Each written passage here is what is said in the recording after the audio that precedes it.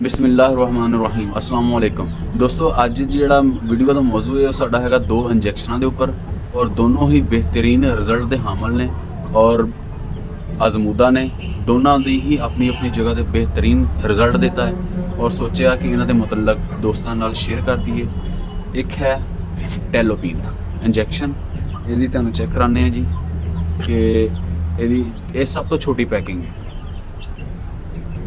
यह बोतल की शक्ल आती है और यह पैकिंग है तकरीबन साढ़े टैक्स वगैरह का क्लीयर करने तो बाद 750 रुपये के सानू मिल जाती है। 700 तो कुछ 750 रुपये तक मिल जाती है।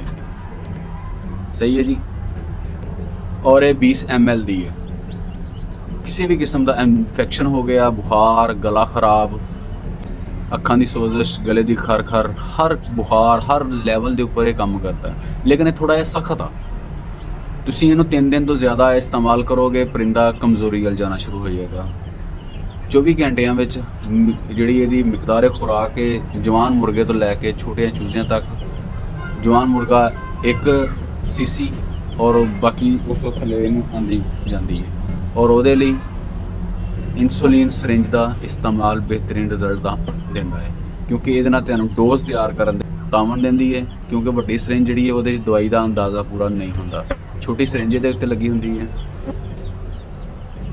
उस तो बाद दूसरी चीज़ जी है ये ही मद मुकाबल कढ़ी गई और वो भी अपनी जगह पर कमाल का रिजल्ट है।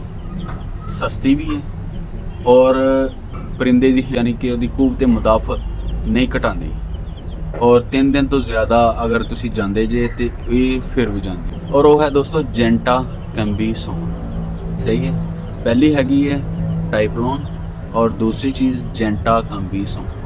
ये भी दोस्तों 1.5 सीसी तो लैके थल्ले पॉइंटा दे विच हर परिंदे के उत्ते जानवर के वजन के हिसाब नाल मिकदार खुराक खुद तय करनी पैंदी है।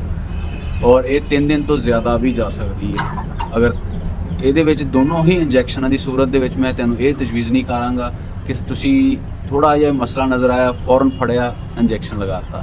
सब तो पहले कोई टैबलेट शरबत कोई भी चीज़ इस्तेमाल कराओ। और यह देखो मेरे को आ गया चूज़ा। यह चूज़ा थोड़ा जिहा सुस्त सीगा, ब्रूफेन दिता इनू, नहीं रिकवरी हुई। टाइपलोन सही है जी। इंसुलिन सरिंज के 20 पॉइंट सीने के गोश्त इंजैक्ट किए, एक टाइम ही लगाना बाफजले खुदा रिजल्ट आया। इस वास्ते कि दोस्तों बाज़ दफ़ा ना मौसमी तब्दीली बीमारियां इसकी वजह आ जाती कि परिंदा जिहड़ा वा वो साढ़े आम टैबलेट आम गोलियां दे नाल या सीरप दे नाल रिकवरी नहीं दिंदा। इंजैक्शन जरूरत बन जाती है। ये असी खुद तय करना वा कि किस जगह पर किस चीज़ की ज़रूरत है। उम्मीद है कि दोस्तों वीडियो अच्छी लगी होगी। वीडियो अच्छी लगी है तो चैनल को सबसक्राइब और बेल आइकन का बटन जरूर दबा देना। और फ़ायदा नुकसान या कोई भी मामला होवे अपनी राय का इजहार खुल के कमेंट कर दिया करो, अच्छा लगता है। खालिद महमूद ने इजाज़त दो। अल्लाह ने